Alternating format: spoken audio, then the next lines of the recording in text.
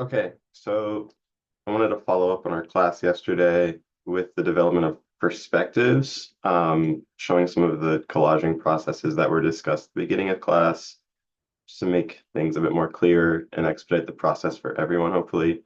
So I have a model here, a competition project, and I'm going to use it as just a background to talk about some of these processes and work you through from the Rhino through the very last steps in Illustrator. You can keep an eye on my timer if you want to see how long this really takes. So the first thing we're going to do is set up our view. So I know this is an example of the tactic I was trying to convey of mapping out what you actually need to model to a high level. So if I place my camera here, set my Z location to 6 feet, I'm in inches, 72 inches, my Z target to 72 inches. You'll see that my vanishing points are aligning with that perspective outline I have. If I actually restore this named view, no, it's the wrong view. Sorry, we'll just do it again.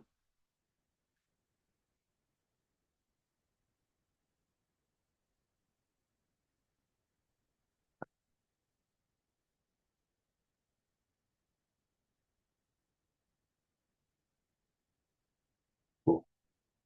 And I'll save this view. Oh, it already is in this file. Okay. And so this is the view we're going to use. And again, you can sort of see like the vanishing point, or I guess the field of view has already been kind of established. And so I'm not modeling anything outside of that. I'm going to unlock some of these layers so we can run a Make 2D.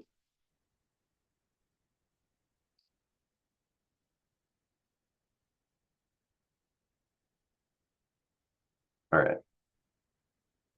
Once we have our view set up, and again, if you have weird geometry, best practice, so many layers in this file, but best practice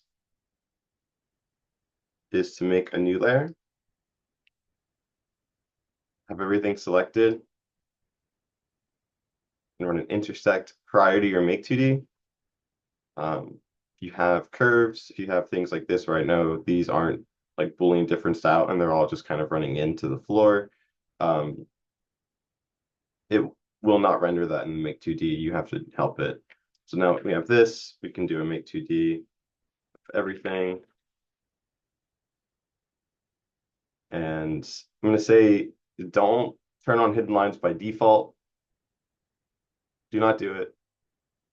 If you have an idea of what needs to be conveyed in hidden lines, and everyone that I've spoken to in class yesterday had an idea of what needed to and what didn't need to, if you run it by default, you're just polluting your drawing right now. All right. So here is our Make 2D. Very nice. We're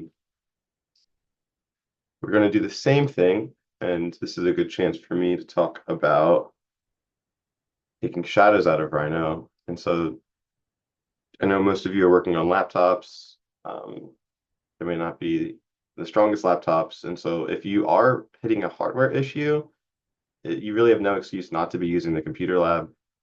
I'll share some of my view settings that I use. That's not a good one. That I use to get some pretty nice renders out of Rhino.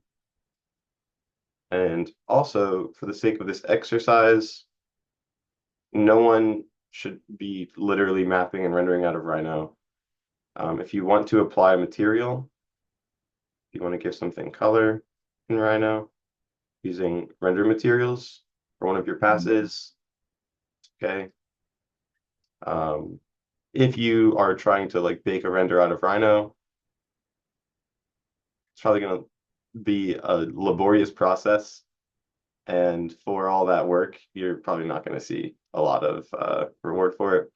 So like you want to do something like this. Of course, it's overridden in this view.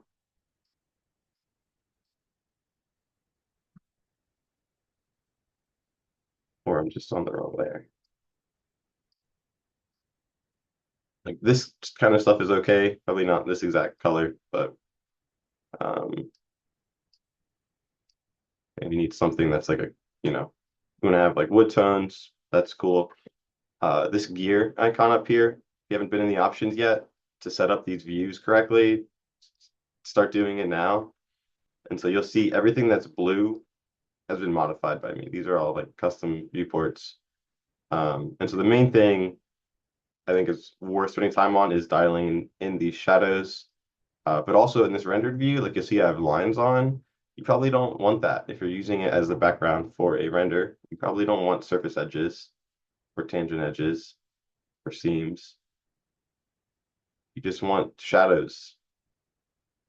That's what this view is going to give us because we're going to be overlaying line work. So we don't need this to be doing this, to be rendering out the edges for us because we're going to put a nice high res vector on top of it anyways.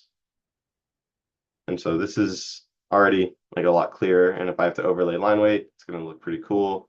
You'll see in your sun settings, it's going to benefit you to set your location to our site. And so I just press this icon and it recognizes I'm in Philadelphia, which is not exactly our site, but it's a hell of a lot better than, pardon my French, it's a lot better than the default setting um, in a different country across the world. And so use the time of day slider to kind of bring in the quality of light you want, like that. You know, I'm trying to highlight these vertical edges. I also, if you are using Rhino 8, there is a hidden line view, not for the faint of heart in terms of computer hardware. You'll probably crash your computer if you try to use this. And it's not like a newer computer. So use with caution. They go to hidden line lists. And we go to objects. No. So shade object, single color for all objects, or rendering material for all objects. Actually, I don't really like that too much. The ambient color here does impact the clarity of that. And so like my ambient color was a little too dark. If you guys are noticing your renders were too dark, probably ambient color. All right. And you know, as I'm setting this up, I'm looking for shadow. And this is an overpass site that we were looking at. And so I'm looking for shadows on the overpass casting onto the site below. Something like that. Time of year will change the intensity of that angle. So that's actually quite nice right there. The last thing I'm going to look at before I bring this image out is shadow effects. Here's the shadow settings, and I'm just going to increase the shadow intensity. Shadow settings are different based on the type of view you're working in. The hidden line view that these are in is like an enhanced rendering view, and so there's a bit more control. And so I'm going to do a view capture to file. Actually, we'll just do the clipboard. So I want to show you something. This right here, resolution, this needs to be your viewport. Do not set a custom resolution unless you're doubling this resolution. If you know your screen is a higher resolution than what this is, I encourage you to increase it, but keep the aspect ratio of whatever this divided by that is. If you set like 1920 by 1080, like a screen resolution, you're going to change the proportions and it's not going to line up with your Make 2D. So if I copy this to my clipboard, I can paste it like right here and show you guys that when I underlay it and scale it to this view box, it's going to line up perfectly. And you'll see that the white lines are kind of getting lost on the white background. If I select it, you'll see that this is set up correctly. If you are having misalignment issues and everything is scaled correctly, perfectly, there's likely an issue in that front end of the process as you're setting up and generating your initial views. All right, so there's gonna be one more thing I'm gonna do before I take this into Adobe. And that's this idea of using a sort of like high contrast view to support our um, Photoshop's working. So I'm just going to select curve and get rid of all my curves for this view. And so this is really just for me to get like selection surfaces because it is going to be kind of hard to select things in some of the other views that I have. As you work forward in um, rendering software, this will be what's called a material ID. And so this is just a shaded viewport. Where am I? Shaded, no edges. So these are all like additional views, and these are all the default views, and none of them are default. They've all been modified, and these are all new. Shaded, no edges. And so I've just turned off surface edges and ISO curves because I want like the contrast of just like the color as a selection tool. I think I'm happy with that, but I do want to turn off my grid because it's going to add some noise. And this is stuff that you guys can be using in all of your Rhino work, like making these views to help your process. There's this big curve back here I'm going to turn off. I don't know what that point is. Okay, all the points are gone. All right. And there's I think my hidden line view that we started with is probably a better view for what I'm about to do. That's okay. All right. Now we're going to go into Photoshop before do anything else. I'm going to create a new document. I have this file on my clipboard. I recommend actually like saving these files on your hard drive, but I'm working pretty quickly. Looks like I need to bring it in. Okay, so I use my file size or the size of my clipboard attachment to create that file. And then I'm just going to copy this thing, this pass. And so all of these right now, all I'm going to do is just layer them all on top of each other. Looks like I might need to regenerate that hidden line view.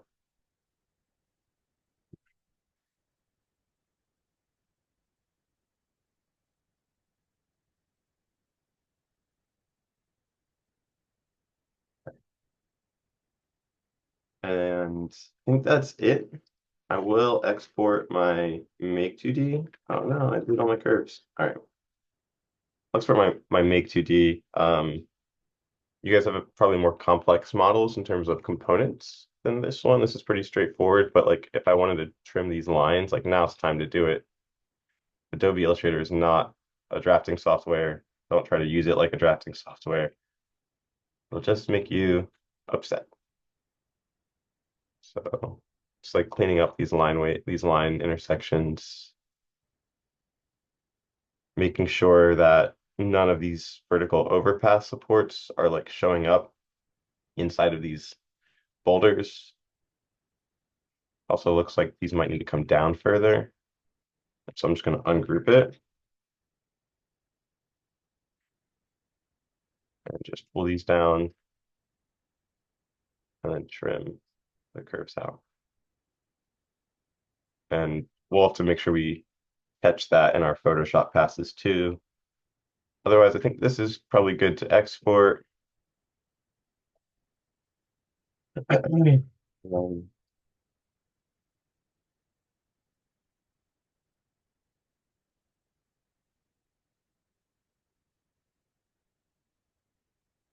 Scale here does not actually matter. We can do a snapshot, so I don't have to go find it in the page void.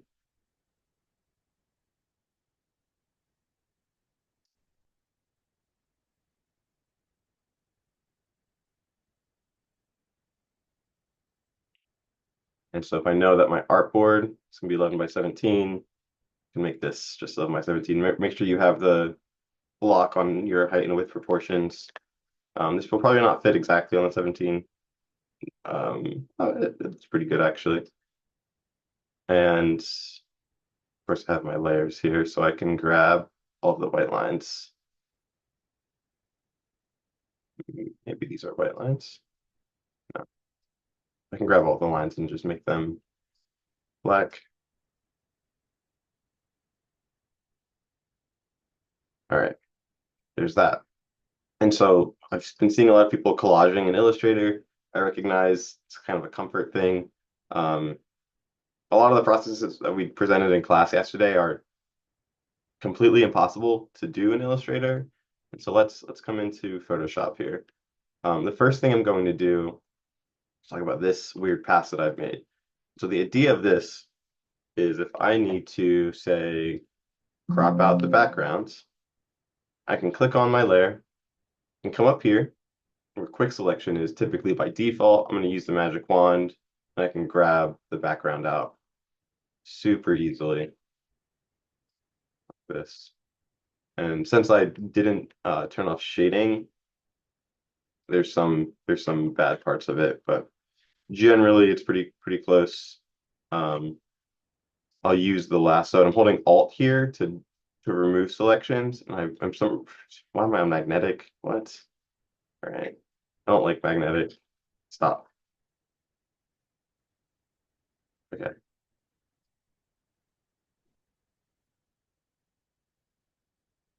All right. There we go.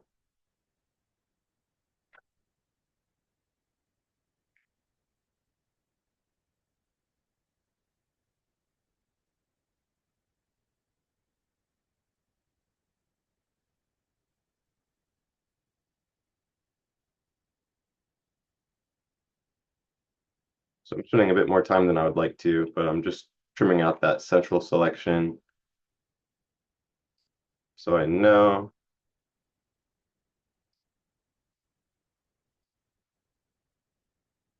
that that's good. I probably would have lightened these to be a bit high contrast, like color-wise, make them like a blue or something. Alternatively, so here, let's see how I did. We do a solid color, high contrast. I missed this probably needs to come out right here, but otherwise it's great.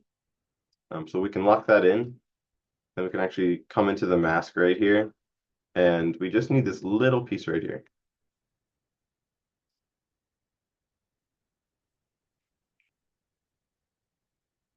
like that. And then with the mask selected, if I come to my paintbrush, make it a little bit bigger, I can use a white to reveal this in the mask. So this is going to be everything like sort of contextually, right? And I know that at some point, likely, I'm probably gonna have a sky as well. And so I'm probably gonna draw a horizon line. And so this will be ground down here, and this will be sky up here. Um, let's do another one. So I can keep this selection. I'm gonna get the boulders now, and already like regretting my strategy for this. So we're actually just gonna come back into here, and we'll just change that setting, shade objects, objects color. And we're going to turn off the sun. We just want this image right here where everything is super vibrant. I think I even want like ambient shadows off. Yeah, better. Um, ever layer these things are on. These need to change color.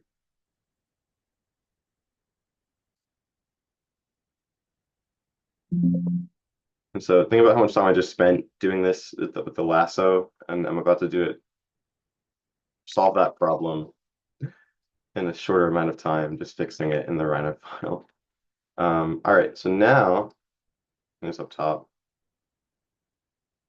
So this is basically like an ID layer. So now if I want to grab all of my orange things, I can use object selection with this layer selected, and I'll increase my brush size a bit. And I can just grab these. I'm holding shift to add to the selection.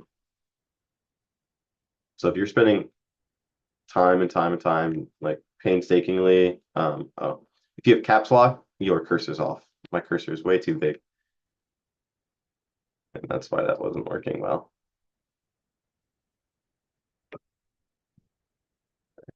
So we can get out this red piece.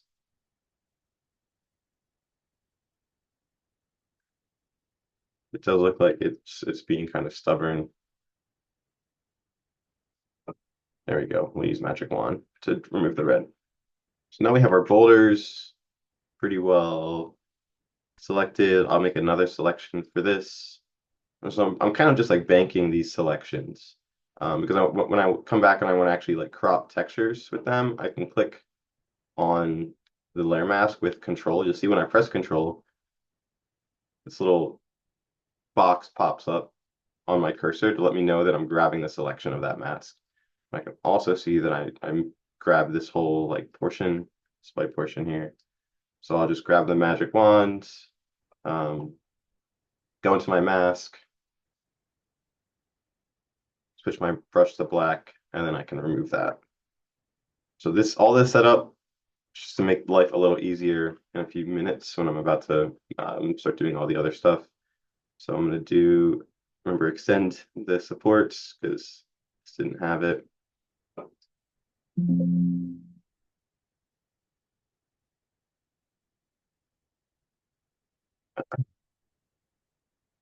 All right, cool. I think that's probably all there. We'll make our support layer, or this will be like kind of like concrete rendering. And so I just clicked on it once with the magic wand and it grabbed like literally all of it except for these little pieces. Again, like it's worth it. I'm happy I did that. And I'm not here messing with the magic wand in the lasso. And so this will be a selection. Make this like a green. And the only thing we need now are these things on the floor. So we'll come back to our ID layer, magic wand on the blue. Look at that, I did it first try. This will be a selection as well. All right. And so now if I turn off my ID layer and turn off my red background, you'll see like each of these components of my image that I know I need to separate for photoshopping have their own selection, high contrast selection. And so what we're going to do now is you'll see up here I have all my textures already ready. We're going to basically texture this image. I'm going to do two textures, one on the modules that are standing, one on the overpass. And then I'll show you how to do some transparent textures as well. So let's start with the overpass. We have this image. I'm going to copy it. And if you remember from the site plan demo, oh, it's not seamless. Why do we have this texture? All right, this is probably okay to still use this because again, this is going to be more collagey. And so for the overpass, I really just need a sense of material and I don't care if it's super to scale. I'm probably going to double this material though. Vertically at least, even though there's going to be a seam. It's not too bad. We'll merge these layers together so we don't have to track them. And I'm just going to scale it. Scale it so that I really only do need one.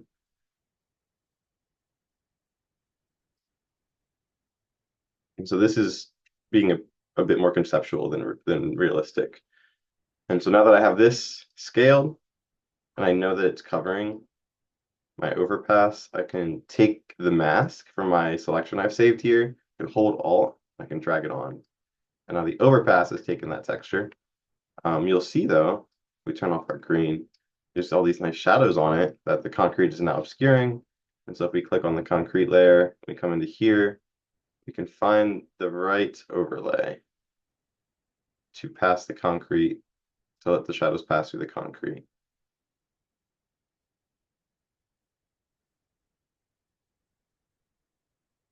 Kind of liking divide.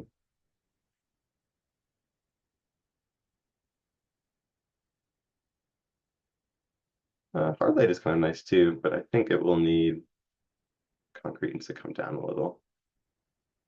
And we'll probably also apply to the same selection. Remember, control, click on the mask, to get that selection. I'm going to just apply brightness and contrast to it as well. Also, look at my Photoshop workspace. If yours doesn't look something like this, if you don't have properties and layers visible at all times on this side panel, spend some time and set it up. It's going to help you to pace forward. Okay, I'm happy with the concrete. Let's do these things. And so I was planning on using this green metal, it's patina corrugated metal. So we'll bring this in. And so one of the characteristics, if you're using a linear material, is that it probably should stay linear. Surprise. Now there is a world. I'll make a copy so I can show you some different methods of using this material. There is a world where you might perspective distort it. So let's turn these guys off. But also if you have a good shadow background, like let's do a couple passes at this. And so I'm gonna set this module to the tallest point so that when I copy it, like this, and like this, and I merge those layers, I can take this selection,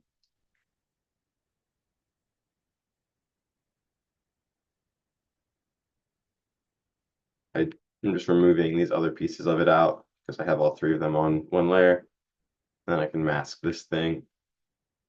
So now it looks kind of imposing, like a sculpted trash can. And I'm going to do the same thing where I'm going to find a overlay behavior that suits what I'm looking for. And it's probably going to be a process of a couple. So that captures the shadows. And you know what I'm thinking as I do this is I probably want bolder shadows. So we'll just bounce back to Rhino, turn on our shadows, crank the intensity, and then change our shading.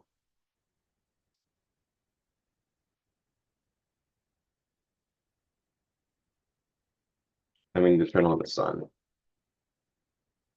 And it keeps the setting I had on. Thank you, Siri. So it's probably going to help you guys to have bolder shadows than lighter shadows.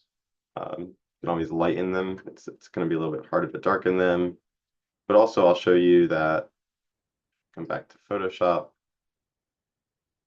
make a new document. So we can just do this separately, paste it. We do select unlock, the image is unlocked. We take this white portion, Control Shift I will invert our selection. So now we have just the shadow. And if we mask that, like what quality do I get? Or if I take that and I do a solid color with it. Okay, that's a little better. I do probably want to take out this. So I'm using this to like beef up the shadows. So this is a good way too to like make your images feel as though they're like illustrated. So I just selected like the white, and because it'd be harder to select the sort of varying shades of gray, but if I just grab like the constant, which is like the white areas, and get like a super dark overlay layer. So I'm gonna copy both these layers in. Before I do that though, I'm gonna update the layer mask on my original piece. Bring that in.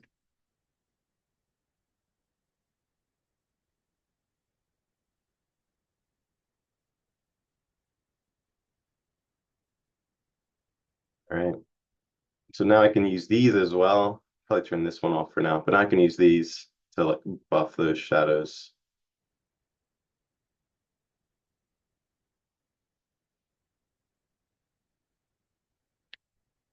And I would like them to interact with this layer a bit more directly. So I'm just going to pull them down to the same part of the file. You'll see that Oops. This is a good reason to name your layers. All right.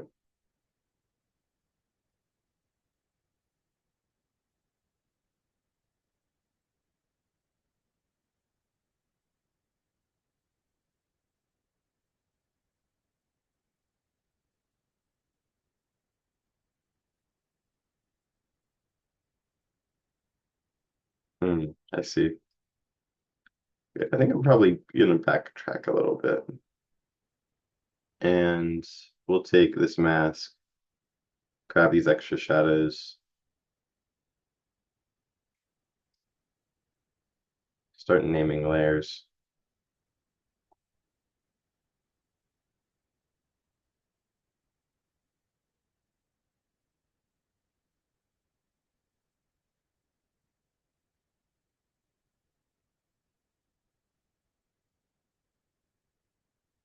Oh, this is like slightly off.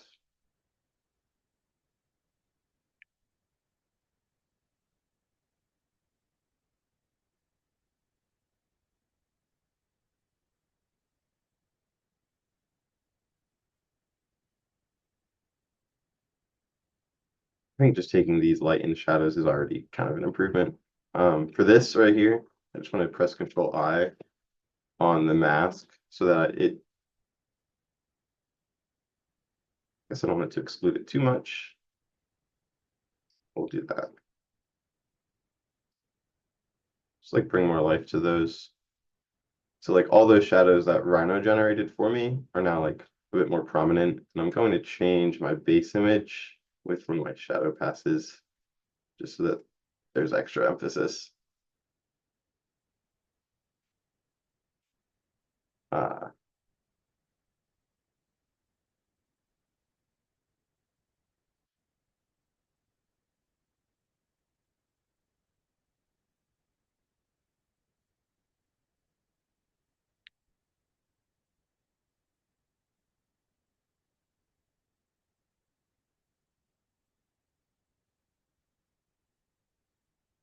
okay. Next, I want to look at is directionality in materials. And so this is, if we take this next one, maybe we wanted to do this horizontally. All right. And so what I can do is take my material, I'll rotate it. I'm going to find, like, think about the largest single span. And so like this part is taller, but the actual span is shorter. So like I need like the largest uninterrupted piece. And that's how tall my material will be so that everything can be cut down into one continuous piece. Something weird with my layers. This needs to come down. Okay. So what I'm gonna do is this is where like that original shaded view is actually kind of good for me. Because now I can take these things, like grab these individual surfaces. And so there's sort of like two ways to do this. I mean, there's a million ways to do it, but two ways I'm going to show you. First, like I can put this on each individual surface. This is a reminder to lock your layers that you're not using. All right.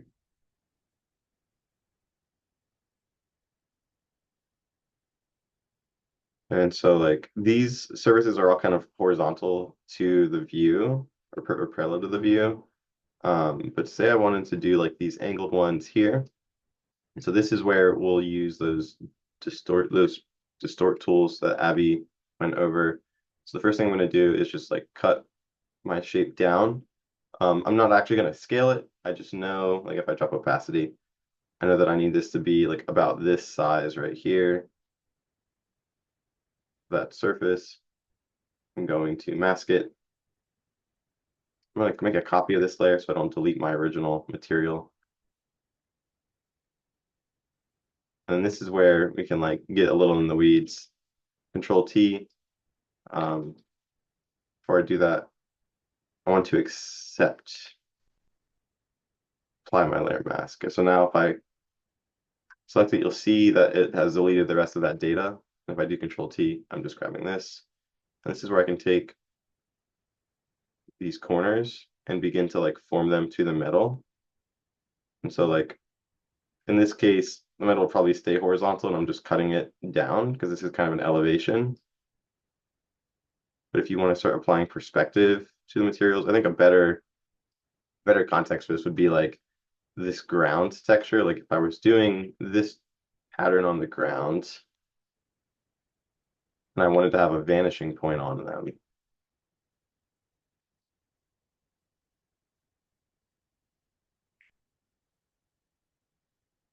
So we'll do 4, copy just one of them for later. We'll merge. Okay, and so I'm gonna make this so that at its start, it's wider than the actual area. Control T.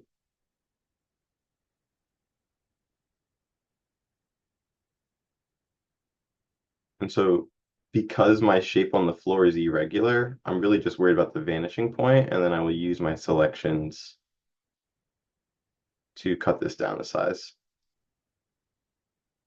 And so it could be also like a matter of, do you want to show all of them as a texture or just part of them? It's also important to note that like your vanishing point of your image should align with your textures. And so if we come into Illustrator really quickly, or even into Rhino, to our Make 2D, like take a line on something that's straight and draw their as they would extend into space. And then this right here is a really good approximation of your vanishing point. And so like a lot of things that are orthogonal to that view are now going to like terminate into this point. And so that's what I'm kind of using right now to establish like where my texture needs to die into. And so I know that like the vanishing point is going to be just above this corner of my module in my image. So as I'm like setting this up, I'm trying to think about like my vanishing point. Probably this is actually really close. It might be a little too high. So I'll bring these in just a tad more. And I also have the luxury of knowing that like underneath this, I have orthogonal lines, even though they're kind of lost. Might be better on this layer. And so I can look at how my texture is aligning with these orthogonal lines that I know are hitting that vanishing point. And it's basically dead on. Takes practice, but it does get easier. Okay, so I'm happy with that. The next step for me then is either to expand it so it's all of these pieces, or then to cut it down. And remember, we have our selection. We have this blue one for our bottom piece. And so take it and apply it like that. So now it's cut to the shape of that sort of like ground piece. Still kind of diagrammatic, like I didn't texture every single one. And then this is where I can come into the opacity. I can lighten it. I can let it take the shadows from below.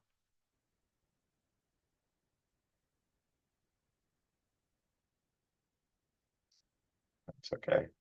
Not in love with it. But it's really more about technique here. All right. Next is context. No, no, no, no. I'll do this. I'll do this next. So this is a perforated metal panel kind of texture. And so there's like that, and then there's the inverse. No, that's okay. Um, in a rendering engine, you can typically apply multiple channels to a texture. So we're going to kind of do that by hand.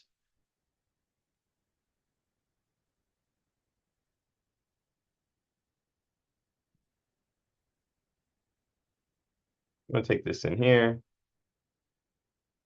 It is not quite seamless. Oh, it's pretty, okay, it's good.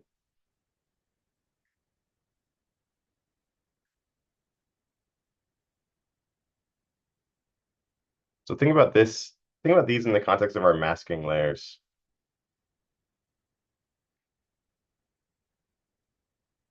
Right? Like the white is a sort of transparent space, the black is not.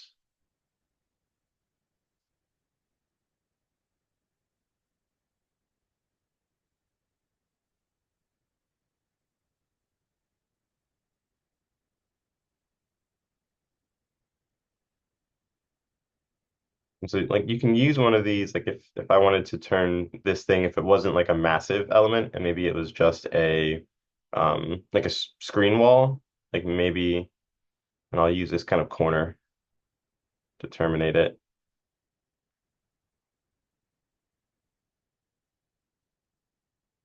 So maybe I would apply this to my green texture behind it. And I want to get it like a little smaller so it feels like a mesh. And I'm just going to, at one point, I'm going to cut this out. But if I take this layer, now I've made it really, really tiny. I'm just going to hide my other layers for a second. So I can do, just want to grab, select color range. I'm going to grab all the white pieces in here. Pretty good. You can probably toy with the feathering to get that a little closer. So here, I can find my green wall, and then I can take my selection. And I know that right now it's white, it's revealed. If I use a black brush on my selection, all those holes in it, I can, no. So I wasn't in the mask. I started a different layer. There we go. I can like reveal, I can carve holes in that.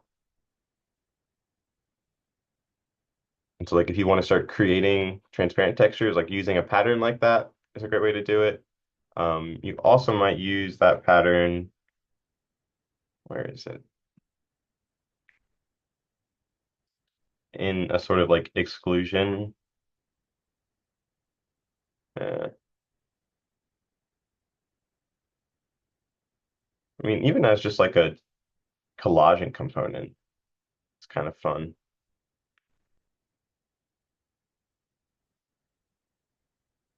All right. Anyways, next up is site. And so I didn't do a site visit to the Wissahickon, but I found a couple images. I'm going to use one image, I think, to try and collage as much as I can out of it. So I found this image. It's pretty nice.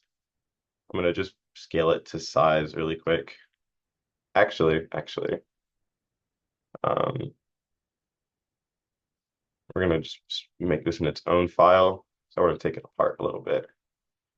And so I want to take a piece out of these trees on the left, on the right, on the left, and then one of the water. I'm just going to use selection tool for that. It's probably going to need some help if I get too close to the water, but that's okay. All right, so there's my first piece. I'm just going to copy and paste. Now I have that as its own piece. And take my second piece.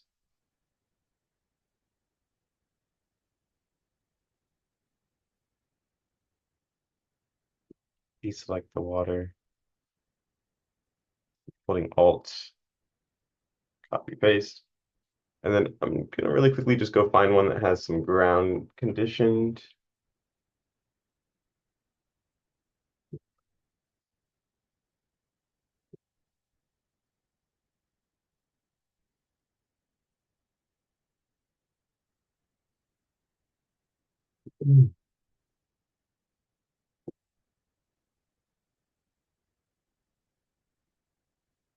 This is where you guys, if you took comprehensive photos in the first week of class, this is where it's going to reward you for being diligent. So I'm going to do the same thing. I'm going to make this its own file.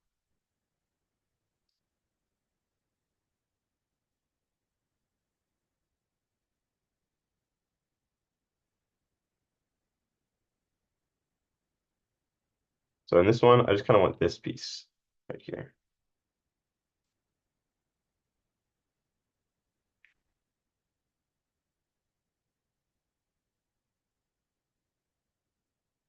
So you'll see when I'm pressing Alt, the little plus sign turns into a minus sign. If there's a different, like think about lasso, if I hold Shift plus, I hold minus or Alt minus. So now I can like carve out this folder, for instance.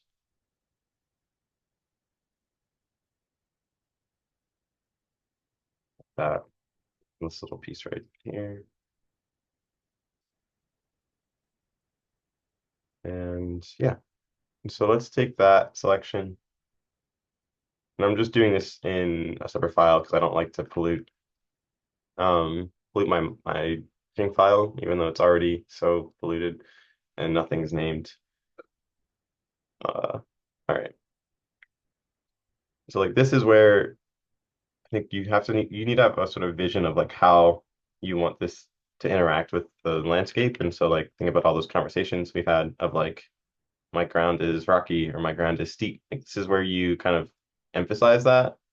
And so I'm trying to position this to find the boulder. Obviously, this is a very urban site where we have an overpass above us, but trying to position this so that I might use my like sort of perforation of my green piece to kind of like interact with that.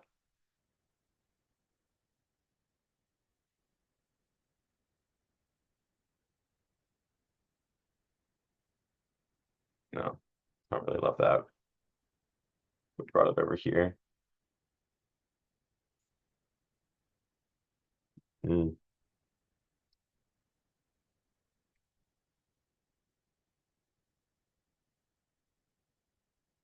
I think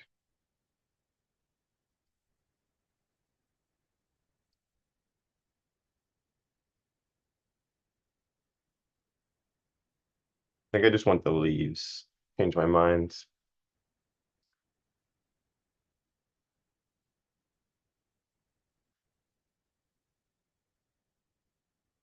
So I think it's important to do what I just did as you're making these is like evaluate what's working, what's not working, and don't waste your time on something that's not working.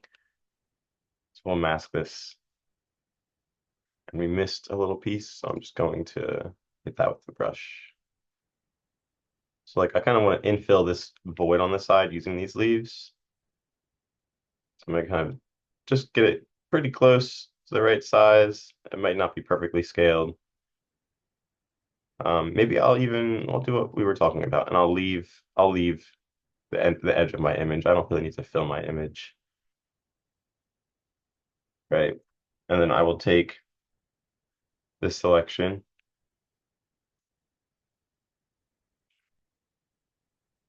and I can use, nope, the black brush and the mask to exclude it and let the modules come up top. It's like that gives me a really hard edge. We're probably not gonna have many hard edges where we meet like the context like that. And so what you can then do, if I have my mask selected, um, there are tutorials online and there are kits online. You can get these blending brushes. I have these, I really like them. I've been using them since grad school.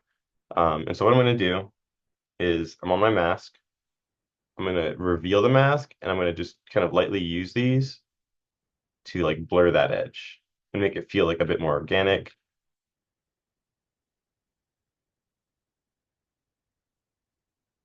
These are Arqui, ARQUI. I recommend them. Um, I was able to find them free as a student. Hopefully you guys can too. So like that softens the edge. And then probably the same thing here in the foreground.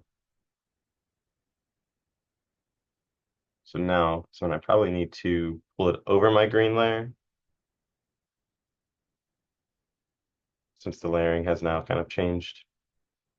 Or the way that the masks are interacting is changing. I want to pull that up.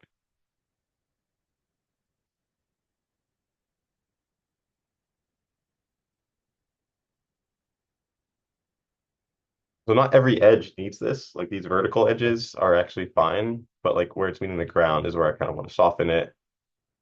And so like just with that, it's starting to feel kind of stitched into the site.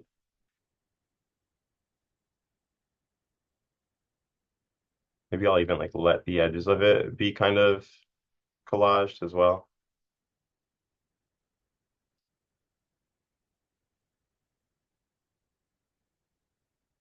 I don't like that top one. All right, so that is kind of land. Let's do sky. So if you guys um, look online or go outside and probably get a picture of the sky, I would recommend start building a library of skies up now, sooner than later. Um, just opening up my folder of skies.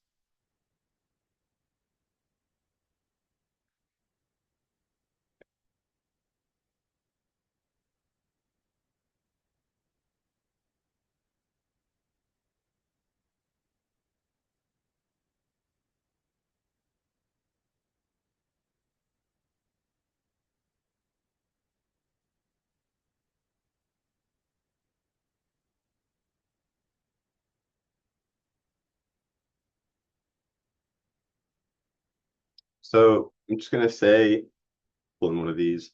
If you want to do a sunset sky like this, where you have the intense warmth and orange, you need to make sure that quality of light is also coming in here.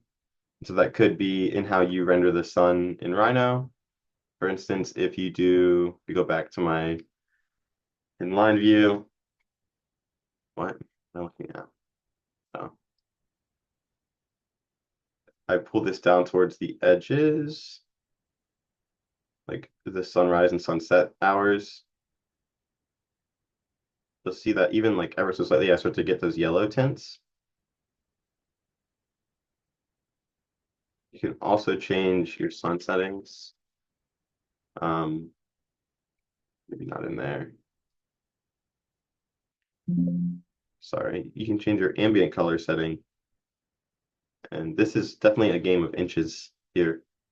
Like if you add a bit of yellow, you can start to warm up the whole image. Um, use that sparingly. So like I think like a bolder orange done lighter might be nice. All that is to say, if you're going to have a sky with a strong color, or a strong like warmth, try to match that in the lighting and the shadows of your image. So I'll keep this one here, and then I will pull in this one as well.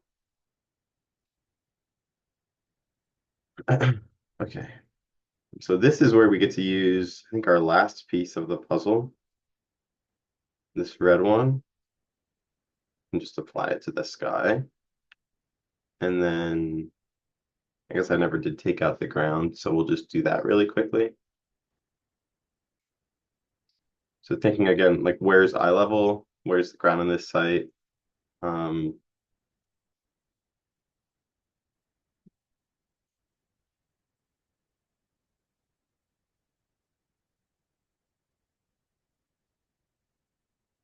okay.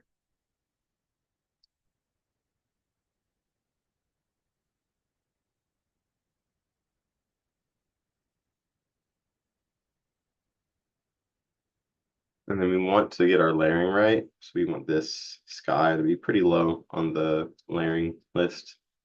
And even this color palette isn't kind of offensive to me. Probably think the sky comes down in saturation. I think these green things come down in saturation. Less is more here. The oversaturation is kind of a lot to look at. So I think Photoshop wise, you guys have a better sense of what you're trying to do. But I think all of those tools are going to get you where you need to go. And then the last step here, if I was happy with this, one thing you probably should add is scale figures. And in case we haven't had that conversation, so again, like we drew out the vanishing point. Here we know that it's at 6 feet. So if I find that corner and I'm just slightly above it, this piece, of course, it's like not great in this one. Like right there.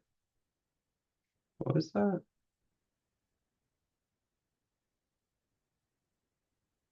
Okay, right around here. And so if I'm pulling scale figures in, let me grab one.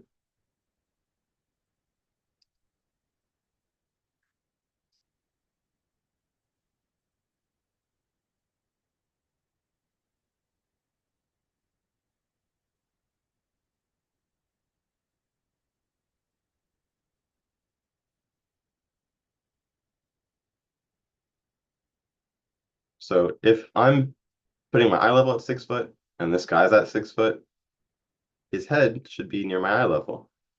Now, obviously, like if you have multiple levels, like if he was standing up here, I would not be at eye level because he's above me now. And so a good trick is to like start the scale figuring process. In Rhino with those 2D cutouts we've already provided to you, like scale them, put them in your model. If you have like these different levels, multiple levels in one view, this really only works for like a pretty simple vanishing point and for people that are on the same level as you. And so with their head on that horizon line, like I can drag their feet anywhere and they'll be to scale. And it sort of changes how far away they feel. Right. If I wanted to do someone up here, I would probably take this guy into Rhino first.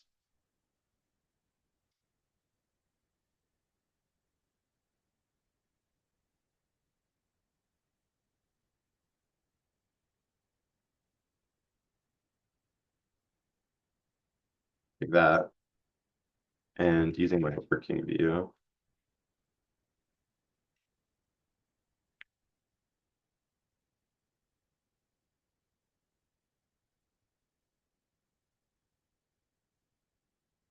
Do something like this. Just to get a sense of like where should he be in proportion to the camera if he's on one of these like boulders. Um, it's pretty close to what we had here.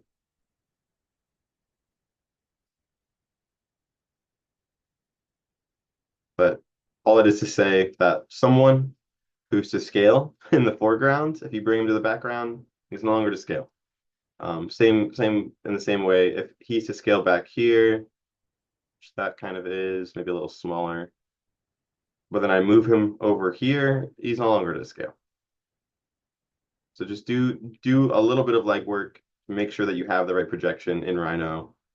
And again, like I just copy them in here pretty easily just to get a sense. And I could even like do my scale figures in Rhino and then bring out a pass of images that has scale figures in it.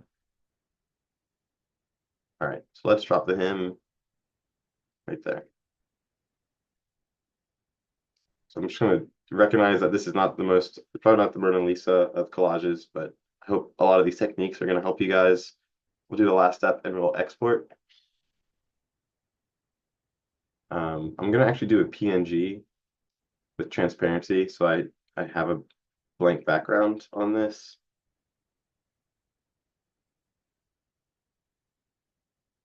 Although I guess I need to, no, it's fine.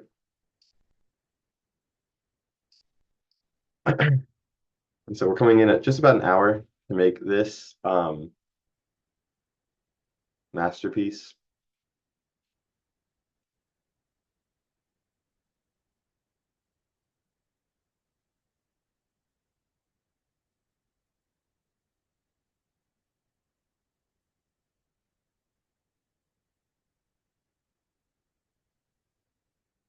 And so now, last step, or almost the last step, is I should be able to take my line work, which should be 11 inches wide. I'm going to set my X coordinate to the edge of the board. And so this will do 17 and 1, like that. So if I do the same thing here, make this 17 inches wide, set the X to 17, set my Y to 1, positive 1. So now it's going to be perfectly overlaid. We'll just pull this onto its own layer in the background. Okay. And this is where we would go through, probably lighten a lot of these lines. And I think the last thing you guys can do, I also recommend you turn off your view box unless you really need it for some reason. Last thing you guys can do here is like diagramming over it with Illustrator tools. But I think the image itself, the collaging needs to happen in Photoshop to get like these kinds of like raster level qualities of like images blending together, overlaying together, transparency. I am realizing now, probably want the sky behind that.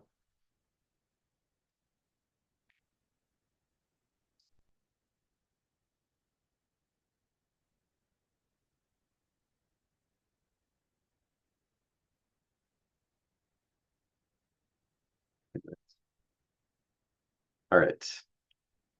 Um, Also, so my scale figure you'll see is now getting cut by the lines. Uh, Good case to do your scale figures here instead of in Photoshop. The scale figures, I would say, when it comes to that, it's really whatever you want. If you want to start desaturating them, you're going to need to use Photoshop. At some point in the process, it could be like on their own, in their own file. You just transform them. Um, you can do transparency in Illustrator. I could also just like take my lines then and like delete these lines that are behind him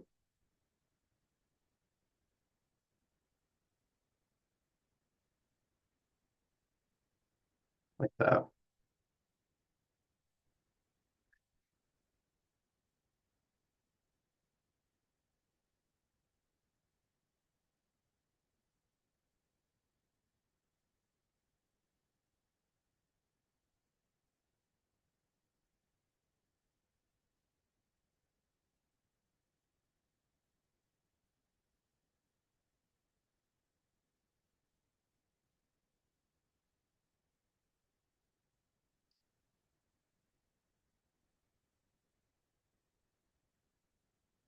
I think the message there is like in each process you do, there's going to be some compromise. There's not, a one size fits all approach to any of these. So just be flexible. Keep an idea in your mind of what you want these images to do and what you want them to convey for all of these weeks that you've been developing your project. Like, what has that consistent story been? How can these support it? I hope this helps everyone.